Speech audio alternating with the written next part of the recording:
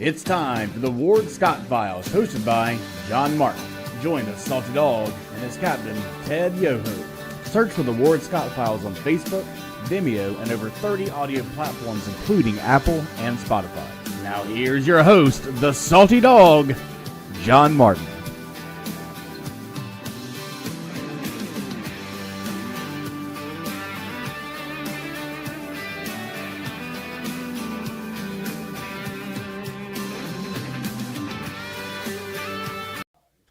Good morning, everybody, and welcome to our Political Pirate Podcast, the 3 Ps, hosted by yours truly, the old Salty Dog, and the captain of our pirate ship, Mr. Ted Yoho. Good morning, Ted. How are you? Good morning, John. How are you doing today? Glad to see you.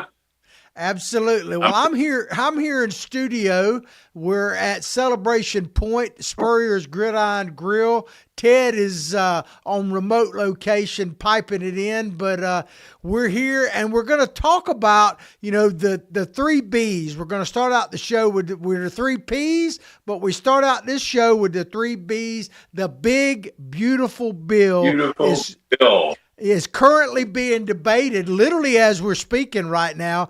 And there is some speculation that they're going to cast their first vote about the time we're coming on the air. So, and it'll take at least, if everything goes to plan, it'll take at least about 12 hours to get to the final thing because they're doing a bunch of potential amendments. But I know you've been following it pretty closely. What's your thoughts up to this point, Ted? Well, I think what you're going to see is there are going to be some people that are going to be holds out, like Tillis and Rand Paul. And when I was up in D.C. last week, the main reason was the cuts to Medicaid. And whenever these programs come up for reform, and it's viewed by the media as cuts, people on the political side, the representatives, they run away from it because they don't want to be shown as taking money away from poor people, elderly, things like that. But it's such a misnomer. The big thing is the work requirements for Medicaid and for the SNAP benefits, food stamps. And these are work requirements for able-bodied adults that can work but choose not to. And there's about 35% of the American workforce choose not to work, and they're getting benefits. So this is a non-American thing. But yet, when it comes to politics, and like I said, when I was up there last week, I was talking to a congressman from North Carolina, and he said just in his district, they lose about 70,000 people on Medicaid. And I think this is something that really needs to be looked at. And I think it goes back to the fabric of who we are as Americans. Do we as Americans think it's okay to get paid for not doing any work? And I know there's some people out there, but I don't think most of the people feel that way. And I think you and I have talked about there's value in work and that sweat equity that we put into a product, and that product is what we do for a living. And it brings, a certain amount of satisfaction. So that's politics.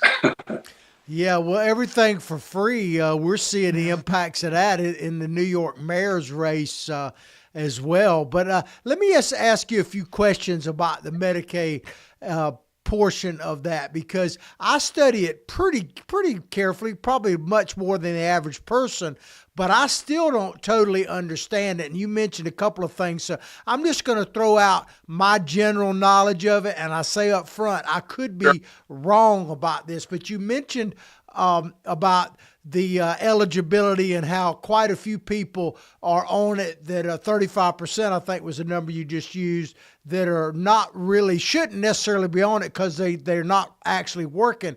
But I'm also heard that some of the so-called cuts proposed aren't even going to happen for some years out. It's not like it's immediate. Like the Democrats basically say grandma's going to be thrown off the cliff tomorrow if this passes. And I don't think that's the case. And then there's a component of people who are on it, illegal immigrants and things like that shouldn't be on it to start with. So what is actually the truth about Medicaid? How would it impact people in the short term, long term, if the big, beautiful bill passes in its current format? The ramifications, the way it was designed, it was to help people that can't provide for themselves, that are either disabled physically, mentally, they're elder, they can't take care of themselves, they're in a wheelchair, there are major disabilities that keeps them from working in the workforce to provide for themselves. And then you add in if they have a family, so it was designed for that. It is a social safety net program. But unfortunately, when politics gets involved into it, if somebody is saying, oh, I got laid off because of technology, things like that, there are allowances for people to get retrained. The problem is there's no standards or there's no enforcement mechanism to say, all right, have you been going to school? If you've lost your job, say you used to make vinyl records and then the CDs came out and then, iPods came out. Those are all displacement technologies, but in the workforce and in these bills, there's funding for people to get retrained and re-educated to go back into the workforce. Too many people have found it too easy not to go into the workforce because, you're getting housing allowance, you're getting food allowance, you're getting electricity allowance, you're getting help on your gas bills. If you're up in the north area where you're using propane for heating fuels. So you've got all these subsidies coming in. And if you have a child with disability, you're going to get more money coming in. And you brought up a valid point. The people that are here illegally, they are on either Medicaid, Medicare, not Medicare, but they're getting free healthcare, free education, free food, free housing. And the list just goes on, John. And what happens is when politics comes up, meaning the election is coming up, the politicians want to be on side of the voter. And if I'm viewed as taking something away from a voter, the other side or an opponent is going to say he doesn't like poor people. He's xenophobic. He doesn't like migrants here. He's against them, which shouldn't be a problem because they shouldn't be able to vote anyways. But it's just a whole cascade of things. And this is where, we've talked a lot about the problem with American politics is you've got politicians and statesmen. Politicians worry more about their next election. So they're going to do what's popular, where I'm not taking anything away. But in the same time, they are eroding the future of America. Statesmen, on the other hand, are going to have an adult conversation with people and say, we can't go on this way. And that's kind of what Trump is doing. He's got a certain way of saying things. I don't know if it's statesmanship, but he is getting things done that need to be done that other people aren't willing to do. And, Rand Paul and Thomas Massie, they'll be no's on this for various reasons. They're more on the libertarian side. So pretty much anything that is in Congress is not constitutional. So they're going to vote against everything.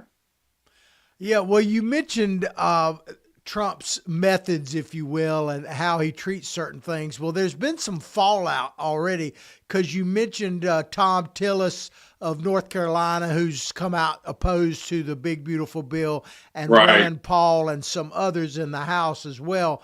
But breaking news late yesterday afternoon was Senator Tom Tillis has come out now and said that he is not going to run for re-election after President Trump essentially said that this guy should be primaried. I'm not necessarily saying that is the reason, but Tom Tillis has come out now and said that he is not running for re-election, and I believe he'd be up in the midterms. Is that correct? Yeah, he would be, but he's also said that this was an easy choice for him because he wasn't going to run anyways. He was contemplating, was going into his third election, and he goes, I'm done with the inactivity up here of getting things done, people trying to do what's best for the nation. And so he's just fed up with it. As we've seen more and more people turn that way, John, that they're throwing their hands up and said, this is such a dysfunctional place. You can't get anything done. Now think of where that's going to be in the future and the people that are coming in to fill those voids. They're either going to be a politician or they're going to be statesmen. And what we're seeing is the average time served in the House is about 6 years, 6.5 years. The Senate is about a term and a half, if that. And, the old guard is leaving or that they're dying off or leaving. And they don't have a choice. It's hard. It's one thing that's been difficult to do is find a way to serve after you're dead. You can vote after you're dead, apparently, but not necessarily serve in Congress. Sorry, I had to throw that out there.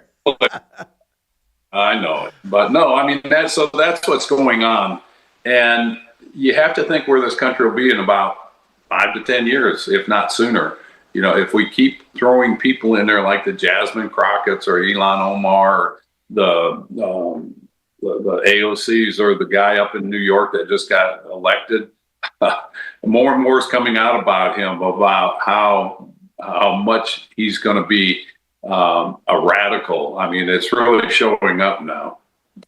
Yeah, well, you mentioned the gentleman running for mayor in New York and leading the pack at the moment. I saw a thing this morning on Fox. They had this guy that I can't think of his name, but he's a liberal. They always have kind of a token liberal on there. And he made a statement to me that was just ridiculous. He was defending where this gentleman talked about globalizing the infantada, you know, and he basically, and it's anti-Semitic. And he said that, well, not everybody who says that is anti-Semitic. They may be against Israel, but they're not anti-Semitic. And I'm like, come on, you can't really, and this guy's an educated person. Can you really believe that? Because clearly, when you start talking about from the river to the sea and Antifada globalized and all that, you're talking about the destruction. You're not talking about just tossing Benjamin Netanyahu out. You're talking about the destruction of the state of Israel and the Jewish nation and Jewish people in general. And for him to just brush that off is ridiculous to me. Well, that's what they do. They brush it off and say, well, that's not really the problem. And that's typical what a Democrat does, or the socialists and communists. Oh, that's not really the problem. But that is the problem. That is the thing that they're pushing. And when you look at that global intifada, that's not just against the Jewish people. That is a Muslim movement against anybody that's not Muslim and a follower of Islam. This is a very dangerous thing. Samuel Huntington talks about this in The Clash of Civilizations, that everybody ought to read, because this is what's coming. You saw in New York City, what you just brought up, the anti-Semitism that's going on. The Jewish population in New York is 12%. It may be just in 12% in the city, but yet 62% of the hate crimes are against the Jewish people. This is something that's going to be fueled and become stronger with Zohran Mamdani. And it's not just the Jewish people, John. Think about what he said, that we have to go after the whiter neighborhoods. So they're going after people that don't fall into their category of being the new progressives, the new progressive Muslim individuals. And this is not a bash on Muslims. There's a lot of great Muslims out there, but I sent you that article I wrote, and I don't know if we have time to talk about that. But the core values of America and the founding principles, we all have to fight to preserve, because if we lose that, you lose America. Yeah, absolutely. Well, you know, I hear what you're saying about lumping all Muslims together, and I agree with you 100%. But there's a couple of caveats to that. Sure. If you look at the fundamentalist Muslim religion, like that they practice in Iran and all of that, you either convert or you die. There's no middle ground. There's no saying, okay, well, you're going to be ostracized. You're going to be pushed over here. And I'm talking about the fundamentalists, Islamic fundamentalists that carry out the jihad, the intifada, all that. You either convert or you die. There is no middle ground there.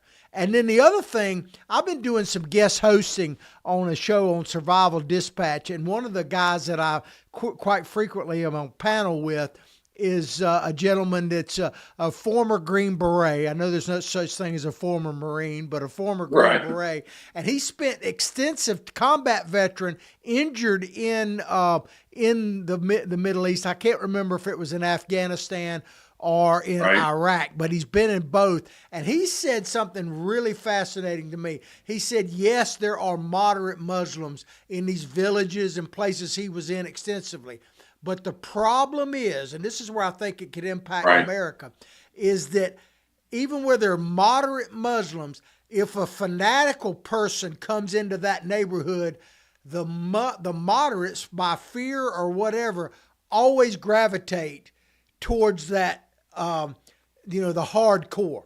They don't Sure. speak out against the hardcore. They may not practice it themselves, but he said, especially in the Middle East, you never see them come out against the hardcore fundamentalists. And we see that a lot in Europe right now. And I believe we're going to see it, if we haven't already, in the United States. No, it's coming. I mean, I'm sure you saw that article in Times Square where it was over 200 people, or a lot of people had prayer rugs doing prayer in Times Square as a group. We're seeing this in Minneapolis. Eliad, I think is their name of the celebration. And it's historically where they slaughter an animal, at the altars, Old Testament or the Quran, to where they're giving praise to Allah. And these things are happening all around America in these Muslim strongholds. And this goes back to the Clash of Civilizations that Samuel Huntington talked about. I can't overemphasize that book because that tells you exactly what's going on in America. And the funny thing, it's not funny. The reality is we're seeing it happen right here today. And your Marine friend was absolutely right, or the Green Beret, because when it comes into that situation where you have what may be a moderate Muslim, when it comes time to perform in front of a radical, they're going to be the radical too, right beside him, because otherwise it's a death sentence to him. And, so they can't afford to be viewed as a moderate to a non-believer. They have to adhere to strict Sharia law. And this is the danger of Sharia law. And I think we've talked about that in the past with the group of people up in Minneapolis that are all Somalians. When I asked them when they came to our Foreign Affairs Committee, are you guys learning and adapting to American constitutional law, or are you following Sharia law? And he goes, we're trying to adapt to U.S. constitutional law, but yes, we follow Sharia law. This is in America. This is in Minnesota, happening here in this country. That's just one town. It's in Dearborn, Michigan. It's in Arizona. It's in Tennessee. It's in New York City, New Jersey. It's all over. And this is something that we need to talk more about. And I look forward to doing that. Well, you're seeing on the international level right now when I say this, I'm painting with a broad brush. I'm not saying Saudi Arabia, because I want to talk about them for a second. I'm not saying they're moderate by any stretch, but they want to appear to be, at least the ruling class. Well, now Iran is their arch enemy, more so than Israel really is.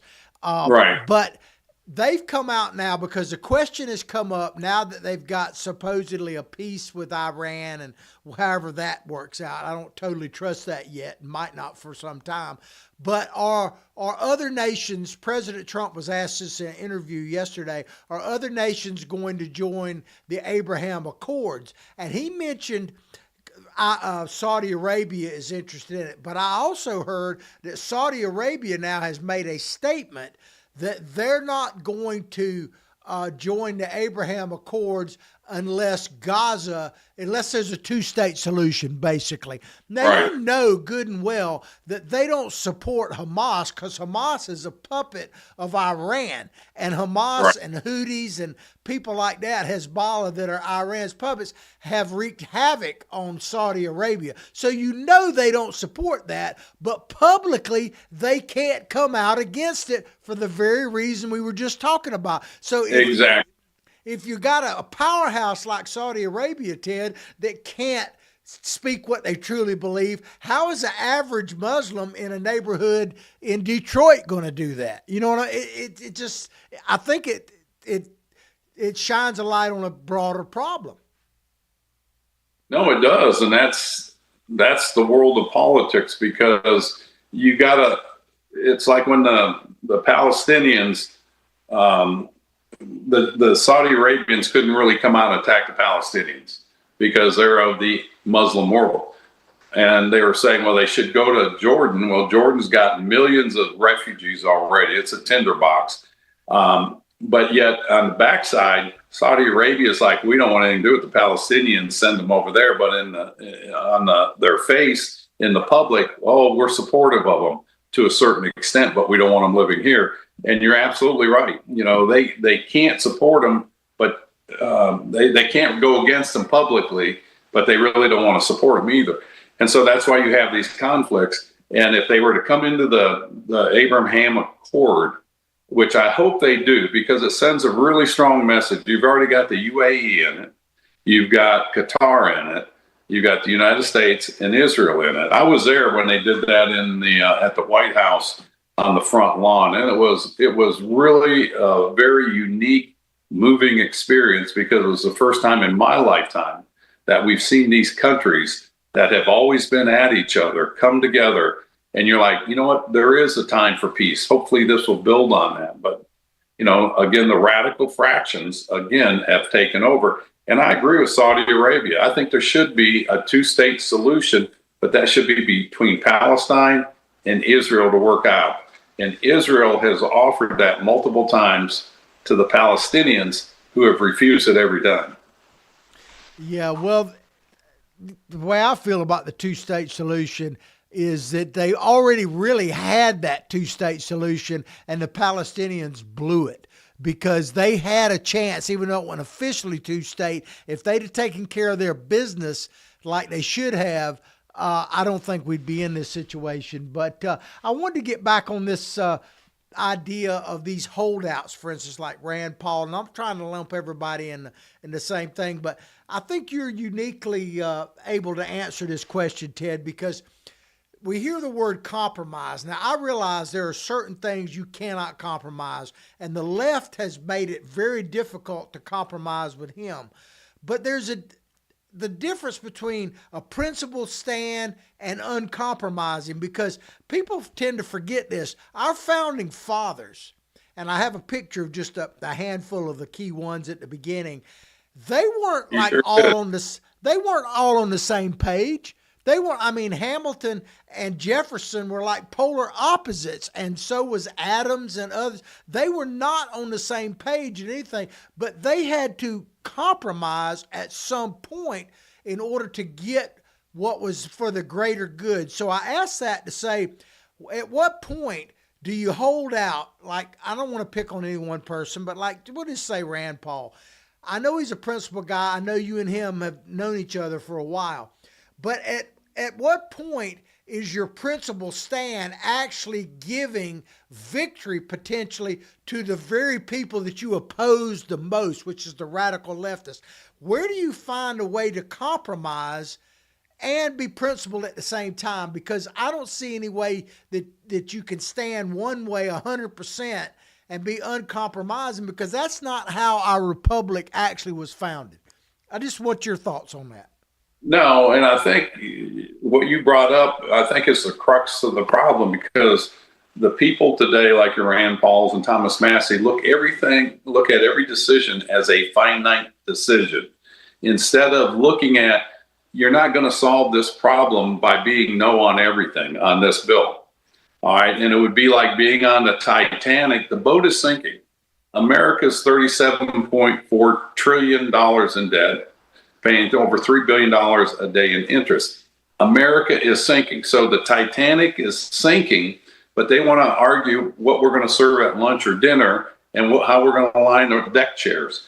At some point, you've got to triage the problem and saying, let's get through this bill. This bill is not going to either make or break America, but it's going to continue the running of America, as dysfunctional as it is, and then gear up for the next midterms and for the next 4-year election, the presidential election, and drain the numbers, but more importantly, set a plan in place that the majority of people, because you can't get everybody, get the majority of the people on board, as our founding fathers did. If you go back to the founding fathers, the issue of slavery became known as the exclusionary clause, or the clause that they couldn't even talk about, because that would have divided the 13 colonies between the slave-owning states and the northern states that were more abolitionists that were eventually led to the freedom of slavery.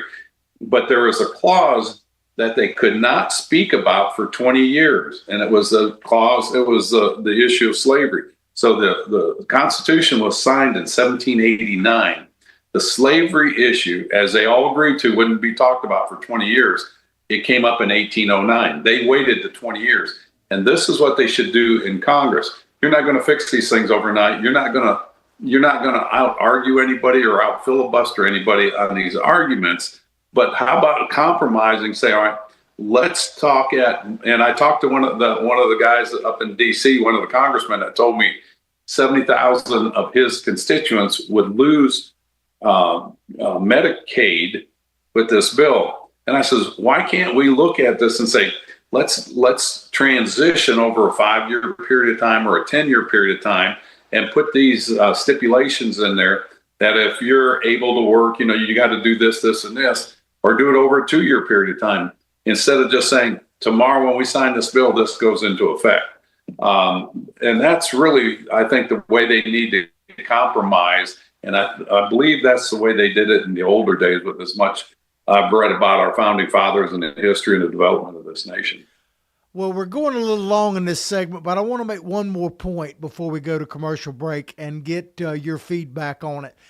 I agree 100% that we've got to get the deficit under control. We got to get back to normal order and all of that kind of stuff and have real budgets.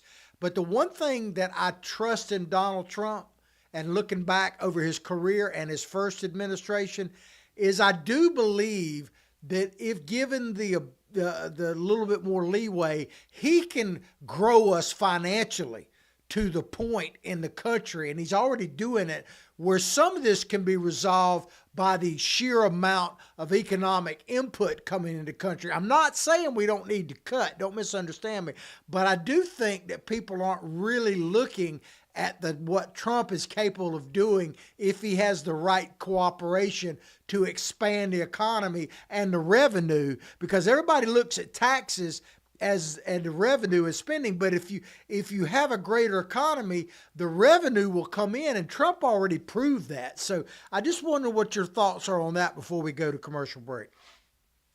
No, you've got to grow your way, do whatever you can to grow the wealth of the nation. But you can't get yourself out of this just by growing your way out of it. It's too big of a problem. You have to have reduction in spending, and he's doing that. It's amazing how much he has done. And there's a lot of gnashing of teeth and turning of heads and swearing out there. But it needed to be done, and it's being done better now than it would if the nation collapsed financially.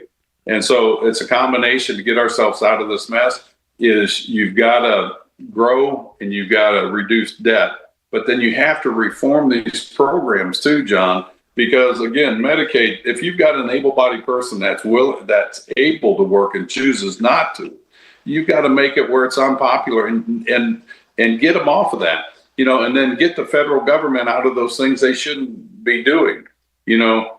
Food stamps to me should be at a state level, because if I'm the governor of Florida or DeSantis, and the federal government is sending food stamps here, and we're supposed to administer them, if all that onus of feeding people in my state were on the governor and the legislative body in this state, I believe they would have better job programs and getting people back to work and assisting them on learning new trades and things like that. And that's really, we need to devolve from the federal government that which they're doing and should not be doing, and give back to the states that which they're not doing, but they should be doing. Well, Ted, you brought it up kind of earlier, and I said I was going to go to commercial break, but I need to get this out. I'm ahead of my game.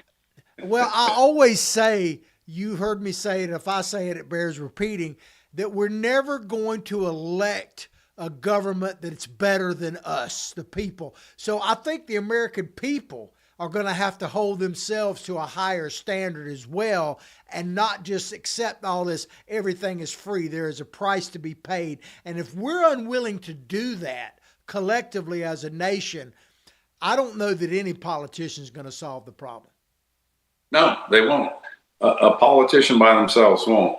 But if you get somebody that's a leader, that is a statesman, that can bring America together as Americans, not the divided stuff we have going on now with Republicans, Democrats, white, black, conservative, liberal, any of that.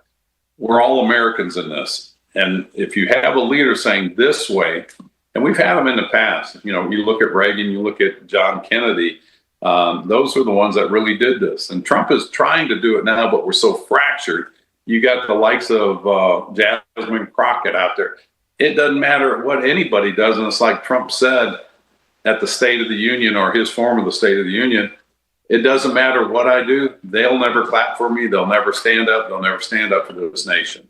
So when you have that much divide, it's going to be tough. There's a guy that used to have a saying, I called him my father, Big Sid. He used to say that, you talk about leaders, and I put you in this category, Ted.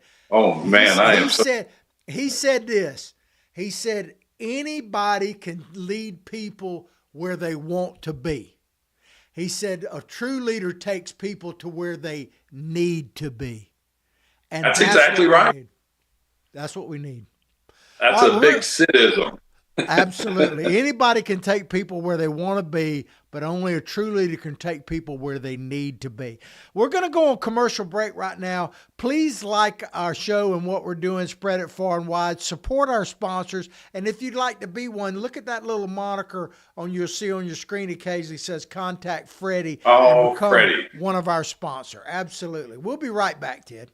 Although the owner of Lewis Oil Company maintains she is 29, Lewis Oil turns 60 years old in June. Chevron would like to recognize the North Florida second-generation family-owned business, celebrating its growth and staying power. Lewis Oil Company maintains significant on-hand supplies, strategically located fuel depots, a delivery fleet, on-site service, fuel card locks, and convenience stores. Lewis Oil Company understands its responsibility in the local economy by providing service and delivery on demand and in crisis. As a first responder for 18 Florida counties and the Southeast from Texas to Virginia, we are proud of this rare accomplishment. Lewis Oil delivers. This is Ward Scott, and I want to thank all our sponsors who keep the show going and pay the bills. The Ward Scott Files premium sponsors are Crime Prevention Security Systems, large enough to serve you, small enough to care. Meldon Law, the only official injury partner of the Florida Gators. The Ward Scott Files Gold sponsors are Lewis Oil Company, Shoot GTR, On the Spot Dry Cleaners, R&R Construction, and Style Cuts. If you are interested in promoting your business on the show, you can visit our website, www.wardscottfiles.com, and click on the Advertise Here banner on the right side of the page, or call my friend Freddie at 352-284-3733. Again, thank you to all the great businesses that support the Ward Scott Files. And remember, if you like the show, thank our sponsors and support the businesses that support us. What you just said is one of the most insanely idiotic things I have ever heard. Everyone in this room is now dumber for having listened to it. May God have mercy on your soul. Ward, that very much surprises me that you've never been tased. You can't handle the truth. All bees poop. A warthog. He's going to come up the steps. Here he comes. Oh my goodness, and he's huge. Hello, boy. Wonder if we can pet him. Hi, boy. Can we touch him? No, don't. Help me! Help! Help! Back to the 3 Ps, our political pirate podcast with yours truly, the old salty dog, and the captain of our ship, Ted Yoho. Well, Ted, there's a story that we've been continuously updating, and I'm a little bit surprised that this didn't get more coverage, but there's so much happening that maybe that's why. But this comes to you from the Daily Express. A huge Russian attack on Ukraine prompts NATO response. And that to me is a big deal. Let me read this little segment and we'll talk about it. That is a big deal. Yeah, NATO jets were launched into the skies as massive Russian missile and drone assault pummeled Ukraine in the chaos of Ukrainian F-16 supersonic fighter provided by Western allies shot down. Apparently this pilot, was a real hero to the Ukrainian nation. But this seems like a major escalation that NATO in a sense is getting directly involved, which by fact, we're like the leader of NATO, means we're going to get involved. What are your thoughts on this? And it didn't get the coverage I thought it deserved. No, it really didn't. And this is something people need to wake up on. And we've talked about the ensuing World War III. I think we're at the very beginning of that, John. Just the mere fact that if you do the chronological timeline of when Putin went into the country of Georgia, and then he went into the Ukraine back, I forget what year it was, 2015, and now he went into Ukraine again. And his marching forwards, and him and the former president of the Soviet Union said, wherever a Russian boot is Russian soil. And now you see them pushing in, and Putin wants to take all of Ukraine and put it back into the motherland or fatherland. And with all this going on, keep in mind the Baltic countries that have pulled out of the land mining treaty, and they're land mining the border between their country and Russia because they see this encroachment coming. And then you look at what the European Union, led by Germany, has done by putting $1 trillion, get that, €1 trillion into defense spending. Keep in mind, Japan has boosted their defense spending up to 2%. And they move from humanitarian and defensive purposes only with their military to first strike capability. The world is changing. And with NATO going into this, it is a sign that it's engaging. And as you brought out very astutely, that the United States is part of NATO. And so that brings us into this. We're on shaky grounds here. Putin doesn't seem to be backing off at all. I mean, he just had an incursion in that area, the capital city of Somé, I think it's called, with 50,000 troops. And the interesting thing too is the Dutch nation is supplying Ukrainians with military assets as far as equipment. So we're getting more nations involved, and as you do that, you grow closer to a world war. The question is this going to bring South Korea in there, since they've got, I think it's 18,000 troops in there now, and half of them have been killed. And then China, China is just waiting on the sidelines to move when they see everybody else distracted and depleted. Yeah, well, I tell you, with Russia, for the first time, Ted, some people think this is a defense of them, and it's not. It's just a student of history. I've always been a bit skeptical that Russia has broader designs on Europe as a whole. I buy into the Soviet sphere and all of that, but for the first time, I'm beginning to feel like maybe they do have broader designs, possibly because of pressures at home and that type of thing. But, it talks about right here in this, I want to read this little snippet. It says, amid the severity of the Russian bombardment on Ukraine, Poland's operational command disclosed that NATO aircraft were scrambled to respond. The reason that really stands out at me and hits home personally, I have a son that is in Poland right now, working for the Polish government, just retired from the Army, and I'm really proud of the young man. But his specialty is drones and missile defense, and he's working for the Polish government in conjunction with a U.S. corporation. So in a way, I got skin in the game literally there in Poland that could take on a broader impact. And I never really thought that Russia would have designs on Poland, and I'm not saying they do, but when President Trump rightfully celebrated his recent NATO appearance and getting them to go put in a tree and go from 2% to 5%, that is wonderful news and a heck of an accomplishment. But at the same time, that really puts tremendous pressure on Russian leadership as well. So I don't know how all this shakes out into, one of those snow things where you shake it out and it just goes everywhere. The good and the bad news kind of pushes us in the same direction. I don't know if I'm making sense, but it scares me a little bit. No, it is. It's pushing us into war is what it's doing. When you see an escalation like that, and it's great you've got your son over there, and congratulations, and tell him we're proud of him. But he's seeing it firsthand, John, and this is Poland, who was under the Soviet umbrella there after World War II. And you're right. You don't know you're not sure where Russia's going, but you're right in assuming they want to conquer that whole area. They do. Putin wants to rebuild the fatherland, Mother Russia, I should say. And keep in mind, Russia, they're not just over there. They're in Africa. They're in Cuba. They're in South America. They're in Venezuela. They're all over the world. And again, when I was up in D.C., they were saying that Russia is subverting democracies or fledgling democracies around the world, mainly in Africa, running the French out of there. I think the French have been run out of pretty much every African nation, and they're supplanted by the Russian authoritarianism or Chinese. And so this is something that's just happening over and over again, and they're building up numbers.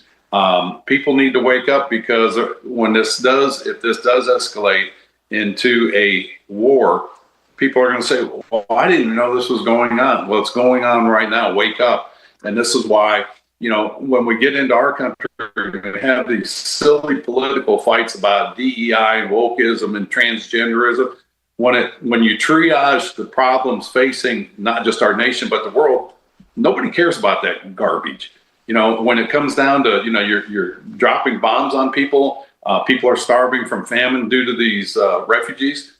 Nobody gives a dang about DEI, trust me. And yet we have all these fights in this country and say, well, we've got to have it in the big, beautiful bill, or I'm not voting for it. Give me a break. Focus on the major things in this country at this point in time. And if not, we're going to lose this country, and we're going to be involved in that war. And this is where Trump, whether people like him or not, understand his leadership has got NATO to stand up. If NATO had not stood up, those would be our jets with our people flying into Russia right now. Well, it was, and we talked a little bit about this on Monday's show. On Friday's show, where NATO treated Trump like a rock star compared to the way they did before. And I was thinking about this, and I think I've got this right. Please correct me if I don't. But back when early in Biden's administration, didn't the Russians put 2 nuclear submarines into Havana, into Cuba during the early part of Biden's administration, and we basically did nothing? Now, they didn't do anything that we know of, but the mere fact that they put them literally at our doorstep goes back to the Cuban Missile Crisis, and I can't see that they would have done that if Trump were president. So thank God he's there, because it's one thing that I guess what I'm struggling a little bit with, Trump is a strong man, and he's pushing a certain thing. Does that put us in a more precarious state, or does what Biden did guarantee that we would have ended up maybe without firing a shot taking over? Trump is definitely pushing the envelope now, but maybe it needs to be pushed, because what was happening before wasn't working. That's for sure. I think you're right on both points of making us look weaker or more precarious for these reasons. Number one, with Biden in there, or a weak leader, Biden would have, he was terrible. Harris would have been a disaster. That weakens America, and that allows people like Putin and Xi Jinping and Kim Jong-un and these other dictators around the world. It emboldens them, and they are going to move, and when they have an opportunity. Going to Trump, with the scatteredness of his administration, his first one, because the Democrats were hell-bent in the administrative state, the deep state was so much after him. The 51 generals and all these smart people were out after Trump from the very beginning, showed a weakened hand. Trump today is showing a very strong hand, and will be in a precarious situation if our next leaders don't carry on this same strategy. Because keep in mind, John, we get peace through strength. walk softly, carry a big stick. That's been historically proven over the millennia. And if we have a weak leader and they forget what the role of America is, not that we don't want to be the policemen of the world, but we just want to have enough credibility and respect that people aren't going to mess with us and with the treaties we form and the alliances we form, whether it's NATO, whether it's South Korea and Japan and Australia and India and all the European Union. They just want to know hands off, and they need to adapt to a nicer way of doing business around the world, our adversaries. Well, you talk about walk softly and carry a big stick, and I said on Friday show that Trump does both. He walks with a big stick, but he don't walk softly. He's combined those two probably like nobody else. But while you were talking, he tells everybody he's got a big stick. Look at this. Yeah, but he even told Marco Rubio in the debate that, my stick, my hands, you know what they say about that kind of thing. So Trump, man, he is something else. But while you were talking, it kind of spurred something. You always do. That's my job. My job is to spur your brain cells. Well, a guy that is a mentor of mine because he gave me, and I know he's a close friend of yours, one of my first chances on the radio, Thomas Hayes Morrison. He used to say that we only have one party. The party of big government. He's talking about Congress. He said you got a left wing and a right wing, but the further up the food chain, all they're really about is big government and expanding government. I think he's right, but I think Trump has exposed that better than anyone. And people, here's the reason bottom line, the reason why I switched to the Republican Party. I'm not saying that the Republicans have all the answer. I used to be a lifelong Democrat. But there was no one even asking the right questions in the Democratic Party. At least there were people like yourself that were asking the right questions and bringing up. So I have no faith in the modern Democratic Party to solve anything, and I have a little in the Republican Party and people like you. I wish we had more Ted Yohos, but that's a story for another day. We got you here. What do you got against me? Well, we got you here. We're trying to educate, motivate, and activate people here. But I think we have a narrow window politically, seriously, all serious concern, to actually solve the problem. But if we don't do it within this Trump administration, I don't know that we can. And that's a sad thought for me. I'm it really is a great hope. Yeah, no, thanks for bringing up Tom Hayes Morrison. Tom and Ruth have been great friends of mine. They were clients of mine. I've known them probably 35 years now, and we talk occasionally. And I remember him, and I think that might have been the first time I've heard it. It's the party of big government. And when I heard that, I got thinking, and when you look at it, John, it really is. Go back to the election, I think it was the 2012 election with Hillary Clinton and Jeb Bush. When who was getting out then? George Bush was getting out. Is that right? I think George Bush was getting out. And so from a political standpoint, the party of big government handed the American people two choices. Here you got Hillary Clinton and Jeb Bush. Jeb Bush had already raised $100 million. And I'm thinking, are these the best people we have to represent America? I don't think so. I don't like either one of them. But the party of big government says, here's your choices, America. Aren't you happy? Pick one. And Trump came in as a disruptive technology, and has screwed up all of their plans. But more importantly, he has exposed that deep state. And we need to do whatever we can to support him and get these bums out of there that are fighting against what he wants to do. The Jasmine Crockett's, the rhinos in Washington, get them out of there. And, go back to the fundamental principles of this country that's given everybody the opportunity we have here. Yeah, well, you talked about the choice that they had back then, and it made me think about what's happening in New York. I don't know that there are any good choices up there realistically. All I would say to the people in New York is this: anybody but that guy. And you know what I'm talking about. Anybody but the communists. Because I tell people over and over, you can vote your way into communism, but you're going to have to fight your way out. So please, New York, make any choice but the communists, any other choice. But they don't, they have a series of potentially bad choices, the way I see it. Well, and again, this is for people not being educated. They're not motivated and they're not activated, John. Very few people showed up to get on the ballot. But yet a lot of people that were motivated and activated, albeit for the wrong reasons, elected a socialist communist in New York City that he's already come out against. It's coming out in his background that he's been leading rallies against the Jewish people since I think his dad was a professor at Columbia. He was a student at Columbia. They're anti-Israel, pro-Hamas, pro-Palestinian, and now he's been elected to office to the largest city in America. And wake up, New York. It's not just about you. It's not about free rent or not paying more in rent or free grocery stores. This guy is going after the white elite in New York. He's come out and said that. He's going to go out against more Israelis. It's not going to stop there. Then it'll go against people that aren't Muslims. And then it's going to go to this group and this group. And they're going to do whatever they can to become a homogenous group of people like him. Your AOCs that fit into that, and your Bernie Sanders. And Bernie Sanders, that guy, wake up, Bernie, because as soon as they get in power, you're a Jewish guy, you're going to be thrown out of there. Yeah. And you're an elite. It reminds me, I've always said to people that white. If the communists take over, remember Trotsky was one of the first people they shot.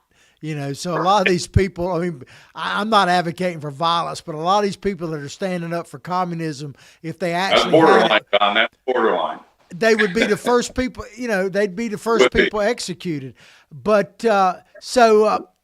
Trump, I don't think any president in recent history, maybe ever, has had a bigger week. And I could go down this list of people. We've already talked about accomplishments, but we only got about 5 minutes left. Let's talk briefly about the SCOTUS, the Supreme Court ruling, because this could be, as Trump would say, huge. And that was part of what he won with the birthright citizenship. Now, that particular issue is still to be debated. They're going to take it up in October. But they came out with a ruling on these circuit court judges that they basically said that a judge could only rule for the area of his or her jurisdiction. Right. They could not do a blanket injunction against the whole United States. They could only do it there. And that is so significant. I don't know if people totally understand that, but what are your thoughts on that? Can you explain the significance of that? Because I think, as Trump would say, it's huge. You do that well. John, this is something that is going to be pivotal in the future, starting now, because these activist judges can have an injunction that blocks everything around the whole United States, that they have no jurisdiction, but it gums up the works until all these lawsuits get settled. And for the Supreme Court to come in and say, you can't do this if it's outside of your purview or outside your jurisdiction, your area that you're supposed to litigate in or be the judge over. And this, as you said, this is huge. This is a reforming of the role of the judiciary branch. Keep in mind, there's 3 branches of government. The judiciary was only supposed to render an opinion. They don't do law. And they're supposed to be, by design, the weaker branch of the government. But they, over the course of the years, working with the deep state and the administrative state, they work hand in hand. And so you've got 2 branches of government working against the legislative and the American people. This is a huge win for the American people. It's a huge win for President Trump. And you look at the things he's done since he's been in office. He has upset the apple cart in so many realms: the judiciary, the IRS, immigration, foreign affairs. When would we have thought that Hamas would be really neutered, along with the Houthis, Iran? Syria's been freed from Assad. Iran's been weakened. And this has all been in the first 120, 150 days of the Trump administration. People need to get behind him and grow America strong, get our debt under control, and set a projection and a trajectory of where we're going. And, this is the start of that. We need to keep it going. You're not going to keep it going by electing a known socialist communist in New York City. Wake up, New York. Wake up today, because as John says, you can vote yourself into socialism and communism, but you can't. You're going to have to fight your way out of it. You say it so much more eloquently. Well, I'm going to say something else really eloquent here, Ted, because you spurred another thought that either if you run for president or Trump wakes up and puts you in the cabinet, you could speak out to terrorists and say, "I'll neuter you." And being a large animal vet like you are, that would carry some serious weight, my friend. You would get their attention in a New York second. And one thing I'll say about New York, just remember this, alligators are real. Alligators are real. So if you're coming to Florida, we'll vet you by alligator. Well, I hope you've enjoyed the show as much as we've enjoyed bringing it to you. Please like what we're doing, share what we're doing. You're going to hear more and more from the 3 Ps, our Political Pirate podcast, because we're going to launch it in a big way in the coming weeks. Ted, I'll give you the final word, my friend. It's just that picture I sent you of the alligators and alligator Alcatraz. I'll be posting that on our Facebook page today. Go ahead. I just think it's a great thing because it just shows a whole different mindset on how we deal with these problems that have gone on too long. And the problems were from mismanagement and evil government wanting to erode America. We are on the right path. Stay strong, America. Wake up, get educated, get motivated, and get activated. John, you take care, and I'll see you Friday. Peace out, my friend.